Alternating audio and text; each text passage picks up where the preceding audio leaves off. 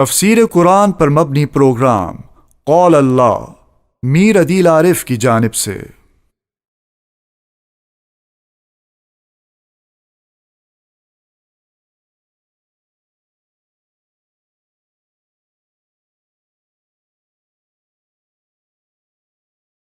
بسم اللہ الرحمن الرحیم۔ پروگرام قول اللہ میں آج ہم انشاءاللہ سورہ نحل کا 5واں رکوع ترجمے اور تفسیر کے ساتھ پڑھیں گے۔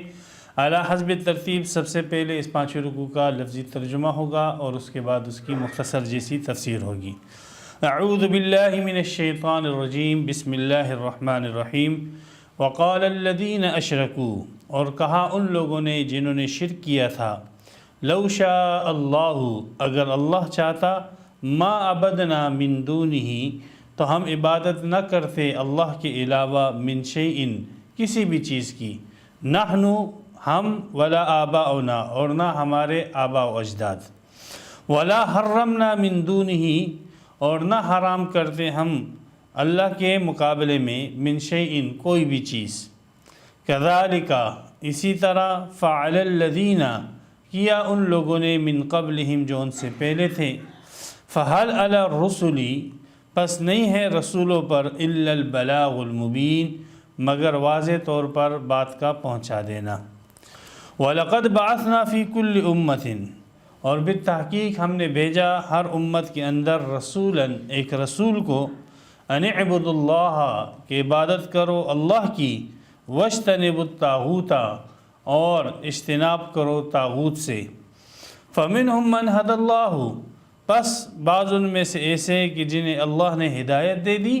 وَمِنْهُمْ مَنْ حَقَّتْ عَلَيْهِ الضَّلَالَةُ، اور بعض ان میں سے ایسے کہ جن پر ثابت ہو گئی گمراہی۔ فَسِيرُوا فِي الْأَرْضِ،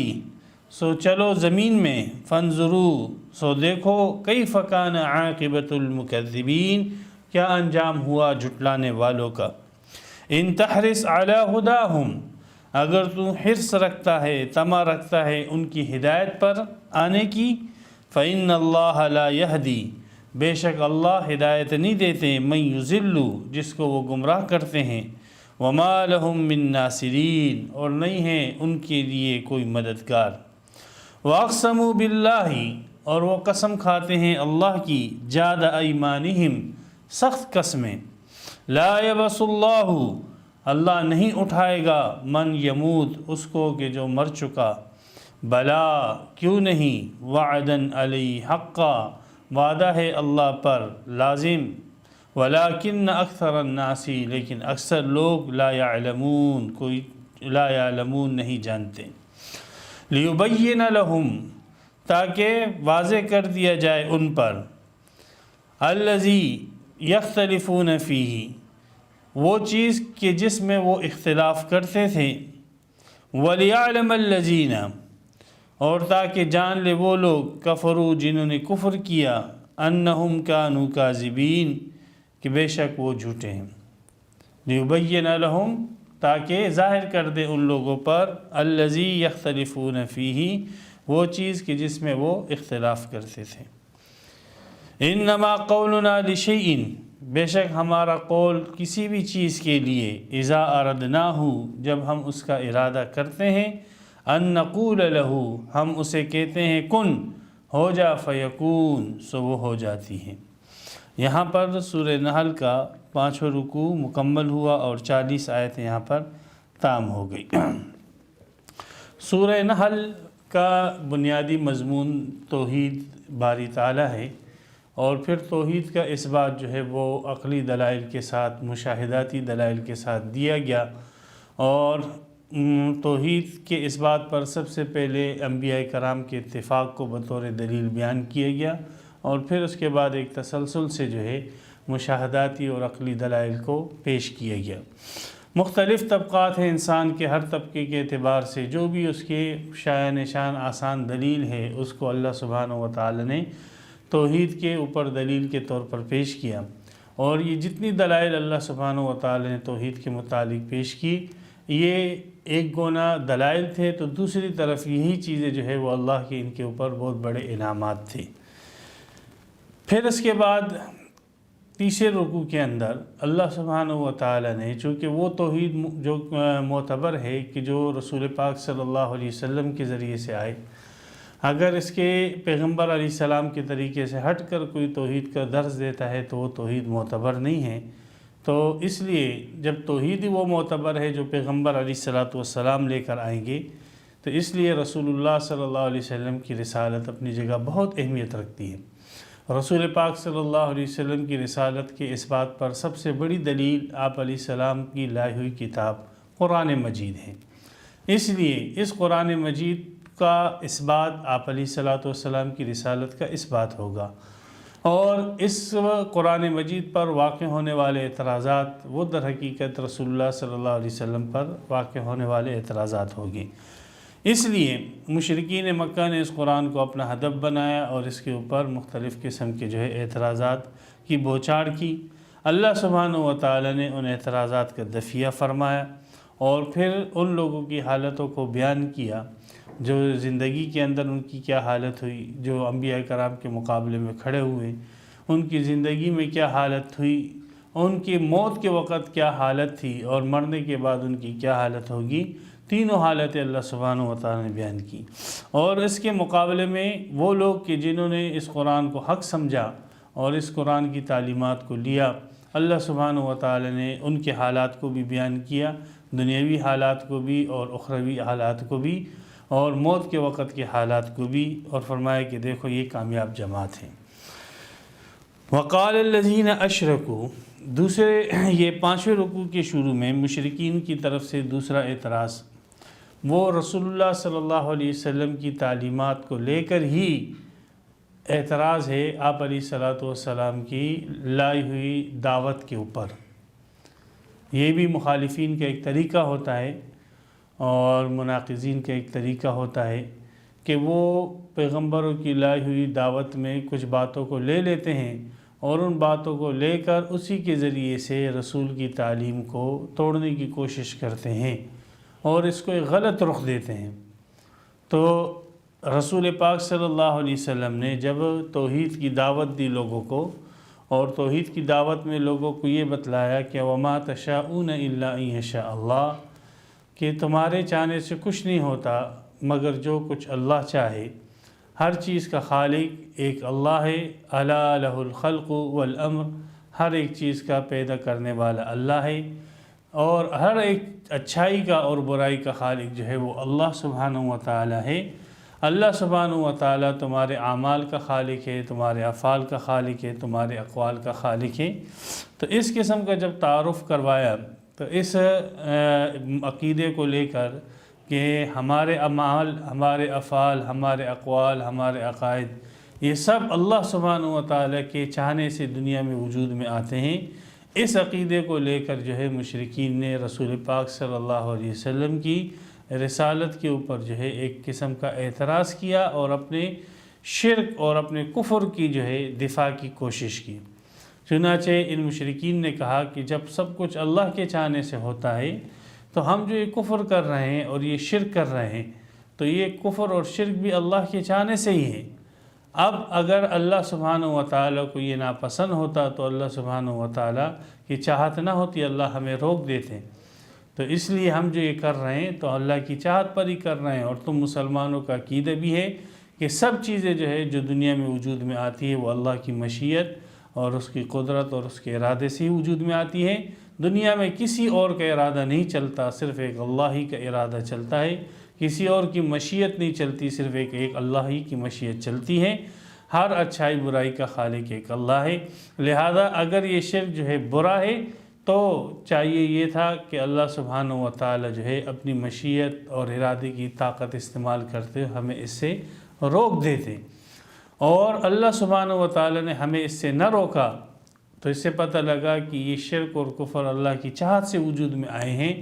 और जब ये अल्लाह की चाहत से वजूद में आए हैं तो ये जो है हम इस पर अमल कर रहे हैं तो अल्लाह के नज़दीक हम जो है मज़मूम ना होंगे, इसलिए कि अगर ये चीज़ मज़मूम होती तो अल्लाह की चाहत ना होती। चुनांचे मुशरिकीन के इस अक़ीदे को इस आयत के अंदर बयान किया गया है। फरमाया गया वक़ालल्लज़ीन अशरकू, और कहा उन लोगों ने जिन्होंने शिर्क किया था, لو شاء اللہ کہ اگر اللہ چاہتے ما عبدنا من دونہ ہم عبادت نہ کرتے اللہ کے علاوہ من شیئن کسی بھی چیز کی، نحن ولا آباؤنا نہ ہم کرتے نہ ہمارے آباء و اجداد کرتے، تو یہ تو شرک اعتقادی بھی نہ کرتے، ولا حرمنا من دونی من شیء اور نہ ہم اللہ کے مقابلے میں کسی چیز کو حرام کرتے، نہ ہم شرک فعلی کرتے، نہ شرک اعتقادی ہم کرتے نہ شرک فعلی ہم کرتے اگر اللہ کی چاہت نہ ہوتی، لیکن اللہ کی چاہت ہے، اس سے پتہ لگ رہا ہے کہ یہ جو ہم کام کر رہے ہیں یہ اللہ کے نزدیک پسندیدہ ہے۔ تو بہرحال اس طرح صغرا کبرا کو ملا کر یہ اپنے کفر اور شرک کو جو ہے مضبوط کر رہے ہیں۔ کذالک فعل الذین من قبلہم، یہ ایک ان کے اوپر تعریض ہے اور ایک ان کے اوپر رد ہے کہ تم قرآن کے متعلق یہ کہتے تھے کہ یہ قرآن جو ہے اساطیر الاولین، پہلوں کی بنائی ہوئی باتیں ہیں، اور پہلے زمانے میں بھی لوگ اس طرح گزرے تھے اور اسی طرح توحید کی باتیں کرتے رہے اور یہ پہلوں کی باتیں ہیں۔ اچھا، اگر قرآن پہلوں کی باتیں ہیں، توحید کی دعوت پہلوں کی باتیں ہیں، تو آپ ہمیں یہ بتلاؤ یہ جو آپ اعتراض کر رہے ہو یہ کون سی پچھلوں کی باتیں ہیں؟ یہ بھی تو آپ نے اپنے آباء و اجداد، مشرک آباء و اجداد سے یہ بات لی ہے اور اس کو اپنے اس دور کے اندر، اپنے اس موجودہ دور کے اندر جو ہے ایک خاص صورت اور شکل کے اندر پیش کر رہے ہو۔ باقی اس کا ملبہ اور اس کی ماہیت اور حقیقت وہی ہے جو پہلوں نے بیان کی تھی۔ پہلوں نے اس کو ایک اور حیت میں بیان کیا تھا، آپ ایک اور حیت میں بیان کر رہے ہو۔ پہلوں نے اس کو ایک الگ صورت اور جامع میں پیش کیا تھا، آپ ایک الگ اور صورت میں جامع میں پیش کر رہے ہو۔ تو بہرحال یہ ان پر تعریض ہے کہ یہ جو آپ نے یہ اعتراض کیا، یہ اعتراض آپ کی طرف سے کوئی نیا نہیں ہے، بلکہ یہ پہلے مشرکوں کی طرف سے بھی آ چکا ہے۔ فَهَلْ عَلَى الرُّسُلِ إِلَّا الْبَلَاغُ الْمُبِينُ،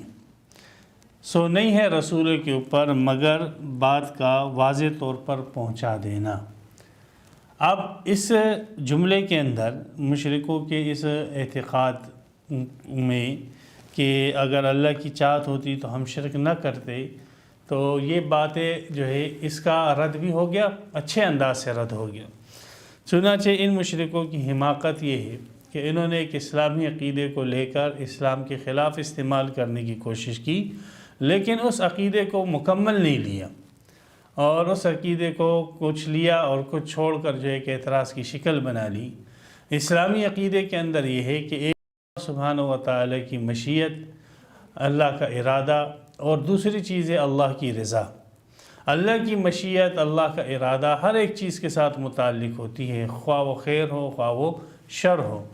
لیکن اللہ کی رضا جو ہے وہ صرف اور صرف ان چیزوں کے ساتھ متعلق ہوتی ہے کہ جو اللہ سبحانہ و تعالیٰ کے نزدیک پسندیدہ ہیں۔ اللہ سبحانہ و تعالیٰ کی رضا جو ہے وہ اللہ کی نافرمانیوں کے ساتھ متعلق نہیں ہوتی ہے۔ تو مشیت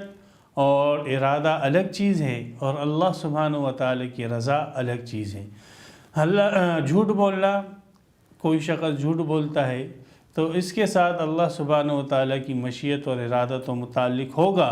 لیکن اللہ کی رضا اس کے ساتھ متعلق نہیں ہوگی، اس لیے کہ یہ نافرمانی ہے۔ تو مشیت اور ارادہ الگ چیز ہے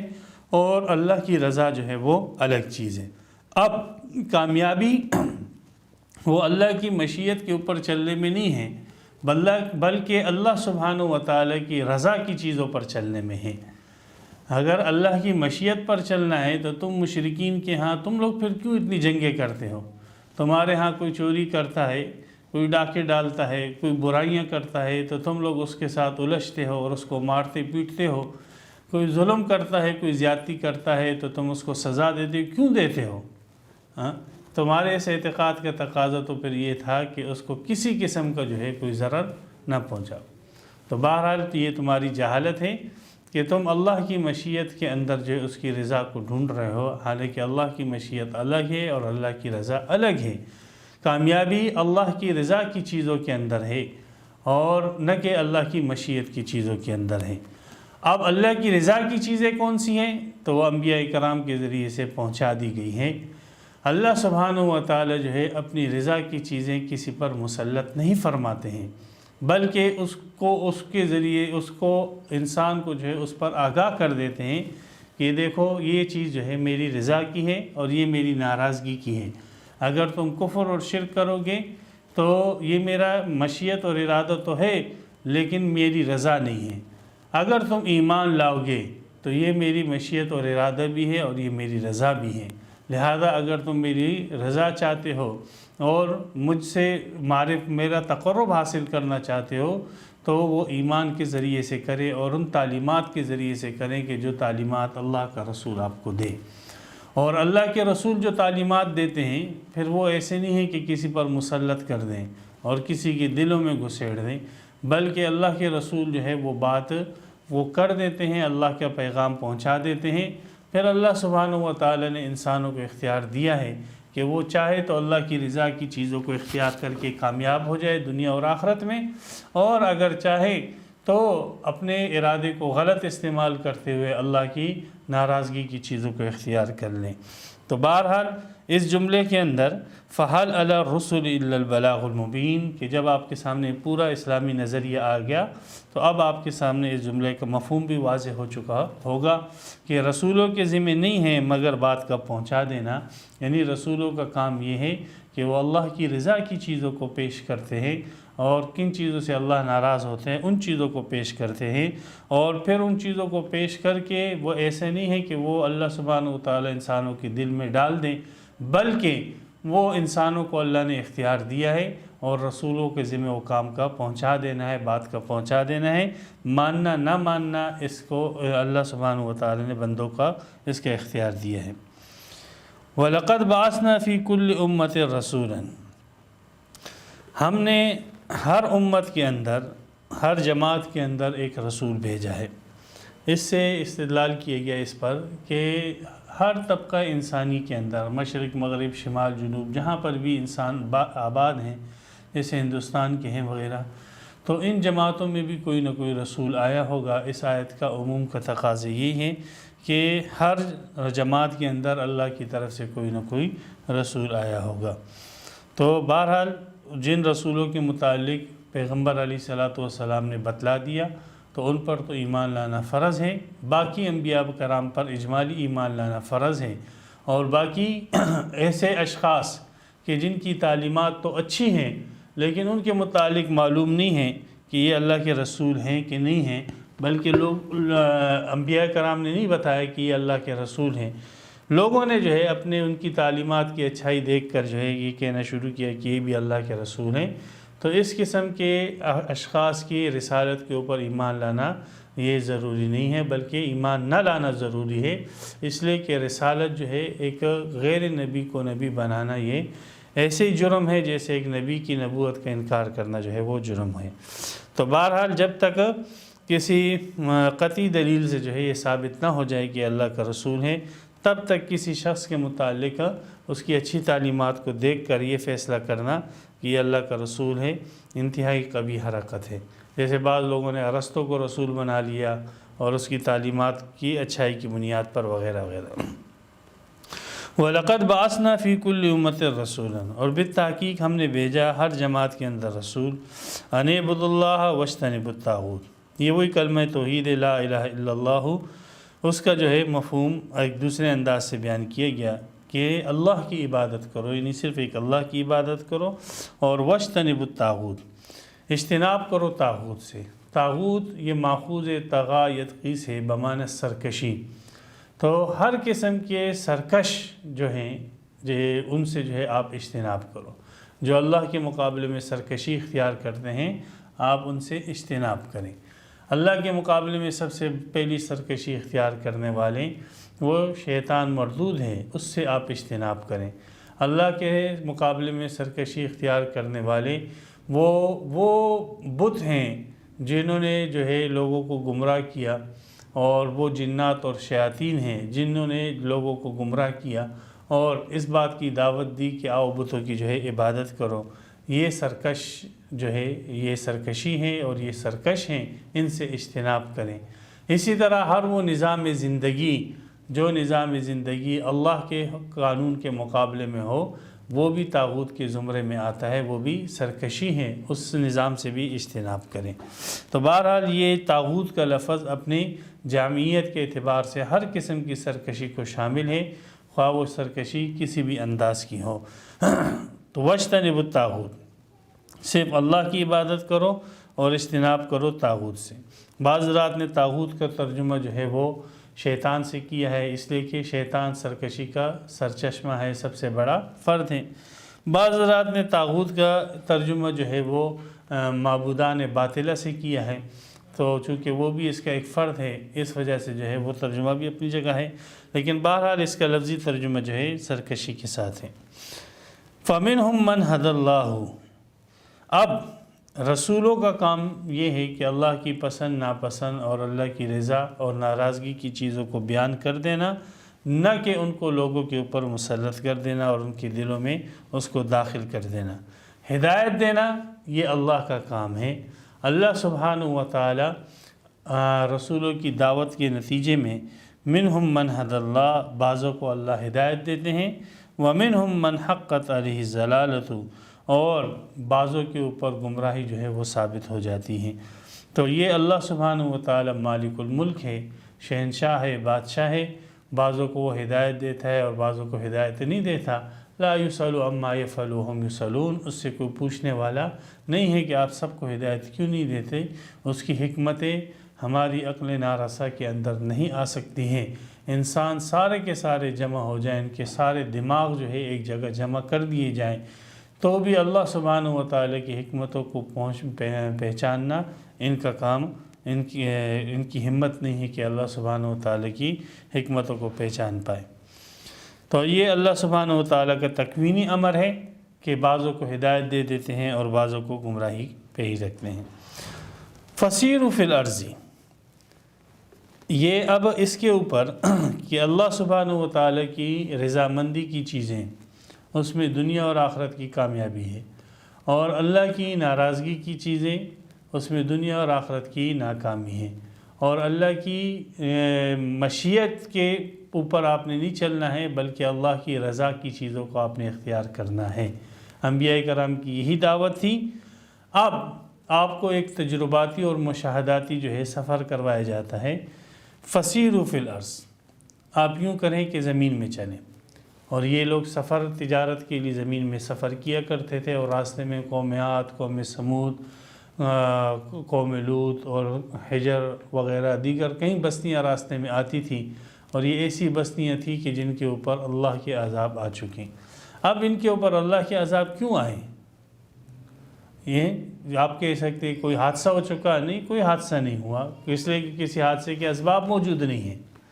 ظاہری کوئی اسباب حادثے کے موجود نہیں ہیں، کوئی حادثاتی آفت ان کے اوپر نہیں آئی ہے، کوئی چیز بھی جو ہے آفت آنے کے اسباب جیسے ہوتے ہیں وہ ان کے اندر کوئی بھی ایسی چیز ان کے اندر نہیں پائی جا رہی ہے۔ پھر اچانک جو ہے اچھی خاصی زندگی گزار رہے ہیں اور اچانک ان کی پکڑ ہو جاتی ہے، اور وہ بھی اس موقع پر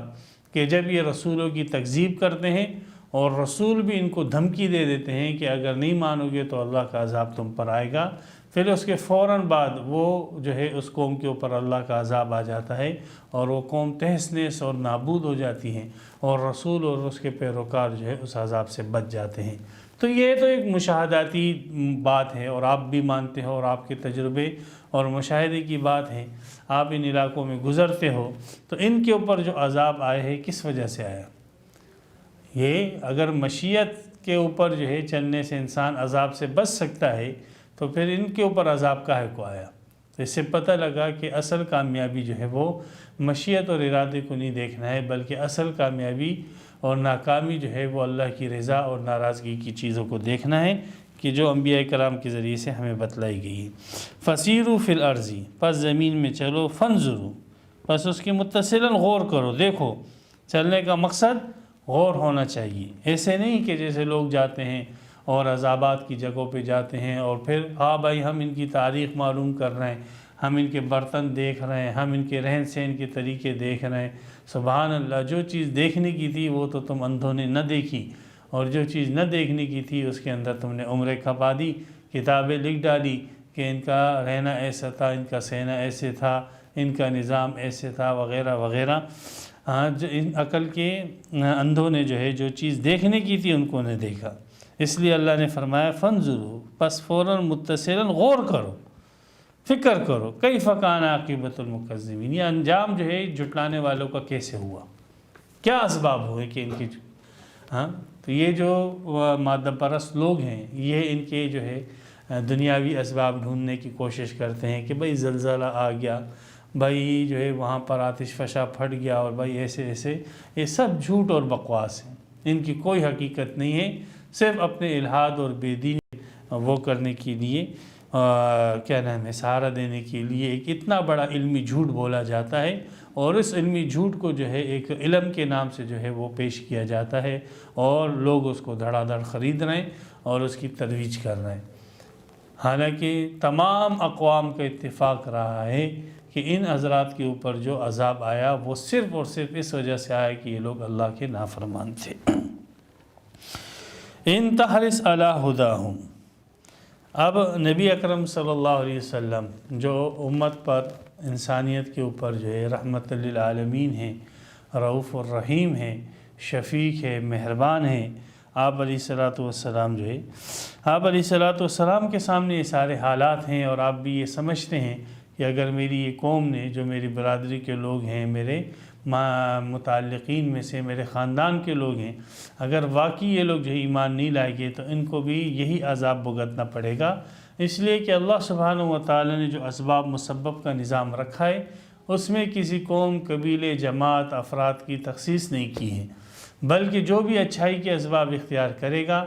خواہ اس کے نبی کے ساتھ جو ہے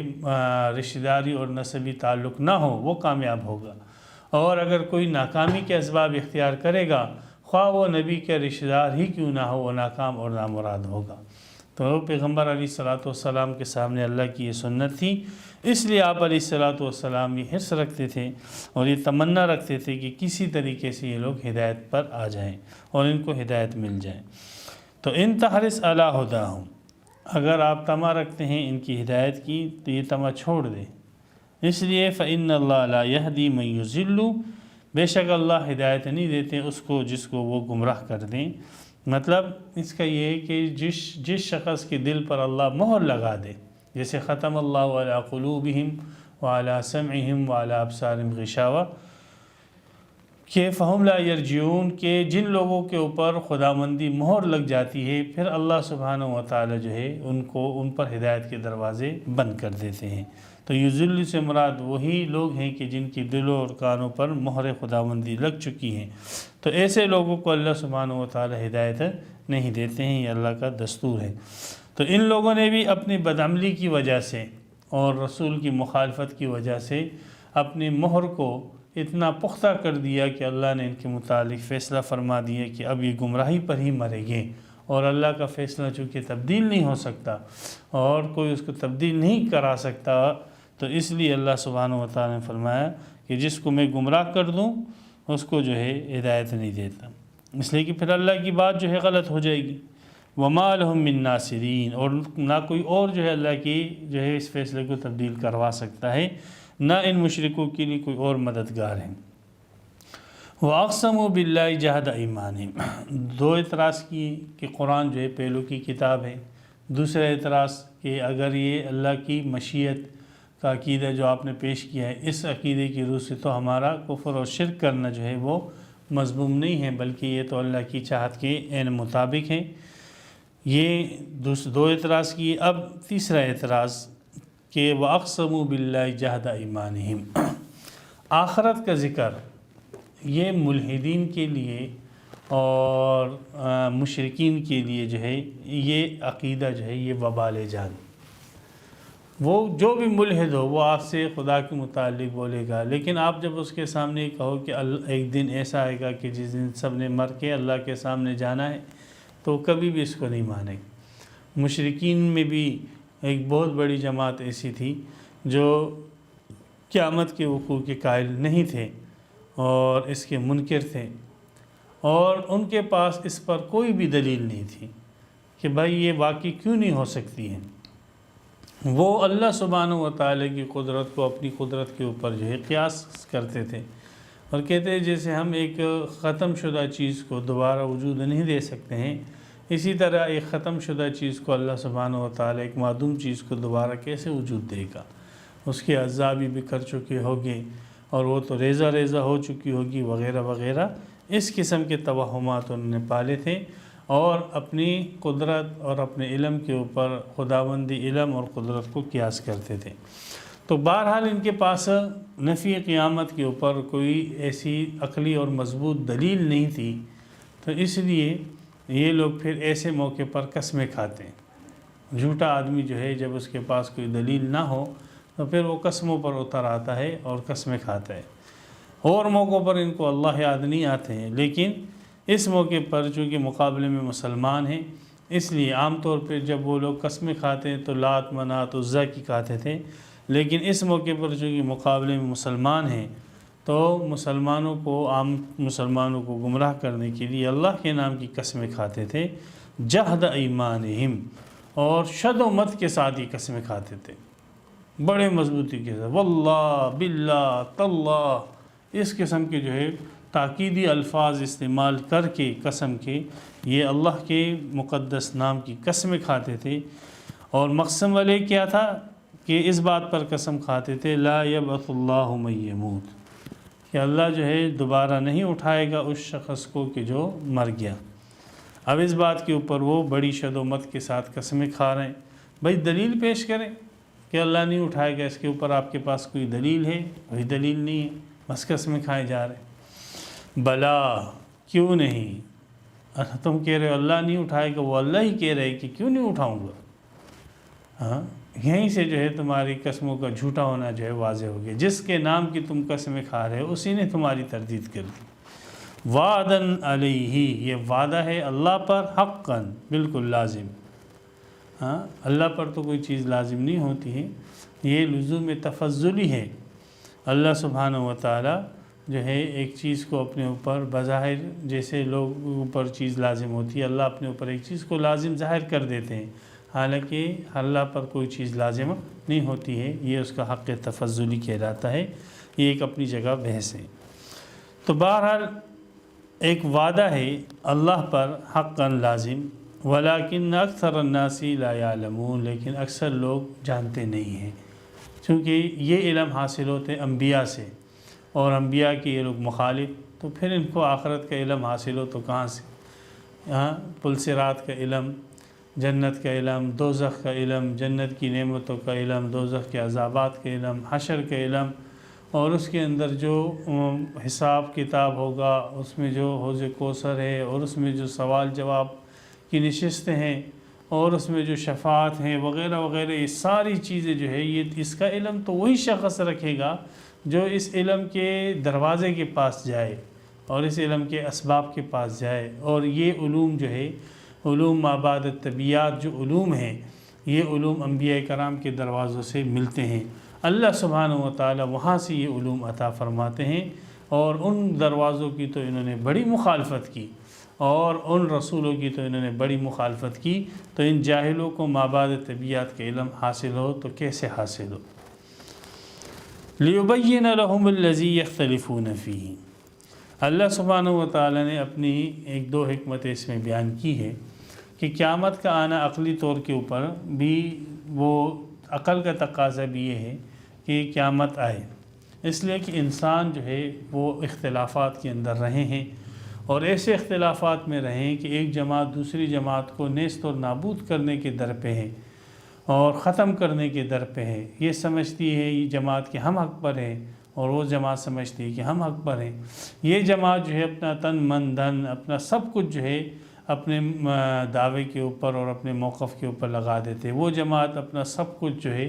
اس کے اوپر لگا دیتے ہیں اور ختم ہو جاتے ہیں، ہلاک ہو جاتے ہیں، نام و نشان مٹ جاتے ہیں ان کے، نسلوں کی نسلیں۔ تو یہاں پر ایک سوال اٹھتا ہے کہ ان میں سے صحیح کون تھا اور غلط کون تھا، حق کون تھا اور باطل کون تھا؟ کوئی ایسا جو ہے یقینی بات ہونی چاہیے، ٹھوس بات ہونی چاہیے، مضبوط بات ہونی چاہیے کہ جس سے پتہ لگے کہ کون سی جماعت ان میں حق پر تھی اور کون سی نہ حق پر تھی۔ اور پھر اس کے نیچے جو ہے جماعتوں کے اختلاف سے نیچے پھر افراد کا اختلاف ہے، پھر اس کے نیچے پھر اگر شریعت کے اندر آپ دیکھیں علماء کرام کا اختلاف، پھر فرقے بندیاں ہیں، پھر اگر ایک ہی فرقے کے لوگ ہیں تو ان کے اندر پھر مسائل کا اختلاف، پھر اگر ایک ہی مسلک کے لوگ ہیں تو پھر ان کے اندر بھی جو ہے تنظیمی امور کے اندر اختلاف ہے، اختلاف در اختلاف ہے۔ تو یہ اختلافات جو اتنی کثیر تعداد کے اندر انسانیت کے اندر پائے جاتے ہیں، اور ہر ایک طبقہ اور ہر ایک فرد اور ہر ایک جماعت یہ سمجھتی ہے کہ میری جو رائے ہے اور میں جو بات کر رہا ہوں وہ حق ہے اور دوسرے کی بات باطل اور گمراہی ہے، تو کوئی نہ کوئی ایسا ٹھوس ذریعہ ہونا چاہیے کہ جس میں یہ معلوم ہو جائے کہ کس کی رائے حق ہے اور کس کی رائے باطل ہے۔ تو یہ قیامت کا دن ہی ہوگا جس دن یہ بتلا دیا جائے گا کہ یہ جماعت کی رائے حق پر تھی اور اس جماعت کی رائے باطل پر تھی، اس معاشرے کی رائے حق پر تھی اور اس معاشرے کی رائے باطل پر تھی، اس فرد کی رائے حق پر تھی اور اس فرد کی رائے جو ہے وہ باطل پر تھی، اس عالم اور فقیر کی رائے حق پر تھی اور اس عالم اور فقیر کی رائے جو ہے وہ باطل پر تھی۔ تو ایک تو عقل کا تقاضا یہ ہے کہ قیامت ہونی چاہیے تاکہ اختلافات جو لوگوں کے درمیان دنیا میں ہوئے ہیں وہ واضح ہو جائے کہ اس میں حق اور باطل کون سے ہیں۔ تو یہ حکمت اللہ سبحانہ وتعالی نے یہاں بیان فرمائی، لِيُبَيِّنَ لَهُمُ الَّذِينَ يَخْتَلِفُونَ، تاکہ واضح کر دیں ان لوگوں کے لیے جو اختلاف کرتے ہیں فیہ، اس میں یعنی حق کے اندر اختلاف کرتے ہیں، تو ان میں اللہ سبحانہ وتعالی اس حق کو جو ہے ان کے سامنے واضح کر دیں۔ اور اخلاقی طور پر بھی قیامت کا آنا اس لیے جو ہے وہ ضروری ہے کہ بہت سارے لوگ جو اچھے زندگی گزارتے ہیں، اعمال صالحہ کے ساتھ نیک سیرت نیک صورت جو ہے زندگی گزارتے ہیں، اچھی زندگی گزارتے ہیں، لیکن وہ نیک لوگ جو ہے ان کی حالت جو ہے دنیا کے اندر یہ ہوتی ہے کہ ان کو ضروریات زندگی بھی پوری طرح میسر نہیں ہوتی، وہ ضروریات زندگی کو ترس رہے ہوتے ہیں، اور اس کے بالمقابل فاسق فاجر اور ظالم اور جابر وہ پوری عمر جو ہے عیش و عشرت کے اندر اور ہر قسم کے ناز و نعم کے اندر جو ہے پل رہے ہوتے ہیں، اور اسی پر وہ مر جاتے ہیں۔ اور وہ غریب آدمی نیک آدمی اپنی غربت کے اندر مر جاتا ہے۔ تو اخلاق کا تقاضا بھی یہ ہے کہ کوئی ایسا جہان ہونا چاہیے کہ جہاں پر جو ہے اس نیک وکار کو اپنی نیکیوں کا بدلہ ملے اور اس بد کردار کو جو ہے اپنی بد کرداری کا سزا ملے۔ وَلِيَعْلَمَ الَّذِينَ كَفَرُوا أَنَّهُمْ كَانُوا كَاذِبِينَ، اور دوسری حکمت یہ ہے تاکہ جان لے وہ لوگ کہ جنہوں نے کفر کیا کہ بے شک وہ جو ہے جھوٹے تھے، وہ اپنے اعتقادات کے اندر جھوٹے تھے، اپنے اقوال کے اندر جھوٹے تھے، اور قیامت کے انکار کے اندر جو ہے وہ جھوٹے تھے۔ تو اللہ نے حکمتیں بھی واضح کر دی۔ باقی اللہ کی قدرت اور اللہ کا علم دیکھنا ہے تو دیکھو، ہماری قدرت اور ہمارا علم تو ایسا ہے، انما قولنا لشیء، کسی بھی چیز کے لیے بڑی سے بڑی چیز کیوں نہ ہو، ہمارا قول بڑی سے بڑی چیز کے لیے جب ہم اس کا ارادہ کرتے ہیں، ان نقول له کن فیکون، ہم اسے کہتے ہیں ہو جا تو وہ ہو جاتی ہے، یعنی وہ وجود میں آ جاتی ہے، عدم سے وجود میں آ جاتی ہے۔ ہمارے لیے تو قیامت کا قائم کرنا ہم انسانوں کے پلک جھپکنے کی مقدار سے پہلے جو ہے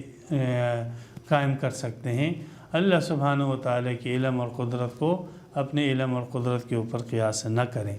تو بہرحال یہاں پر یہ تین اعتراض جو ہے ان کے مشرکین کے ہوئے ہیں، تاکہ ان تین اعتراضات کے ذریعے سے ان کا بنیادی مقصد رسول اللہ صلی اللہ علیہ وسلم کی تعلیمات کو اٹیک کرنا ہے، اور آپ علیہ السلام کی جو نبوت کی دلیل یعنی قرآن، اس کو جو ہے کمزور کرنا ہے۔ لیکن اللہ سبحانہ وتعالی نے آپ کی نبوت کی دلیل پر وارد ہونے والے اعتراض کو بھی دفع کیا، اور آپ علیہ السلام کی لائی ہوئی تعلیمات یعنی اللہ سبحانہ وتعالی کی چاہت اور رضا کا عقیدہ اور قیامت کا عقیدہ، ان دونوں عقیدوں کو بھی اللہ سبحانہ وتعالی نے اچھے انداز سے اور اچھے طریقے سے دلائل کے ساتھ مبرہن کر کے بیان کیا، اور اس پر وارد ہونے والے ان کے مشرکین کی شبہات کو بہت ہی سہل اور آسان انداز سے جو ہے اللہ سبحانہ وتعالی نے رد فرما دیا۔ اللہ سبحانہ وتعالی جو ہے ہمیں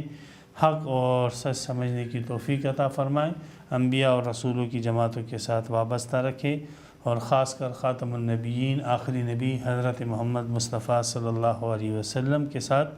موت تک ہمارا تعلق قائم اور دائم رکھے، اور اسی پر اللہ تعالی ہمیں موت عطا فرمائے۔ وآخر دعوانا ان الحمدللہ رب العالمین۔ تفسیر قرآن پر مبنی پروگرام قول اللہ میر عدیل عارف کی جانب سے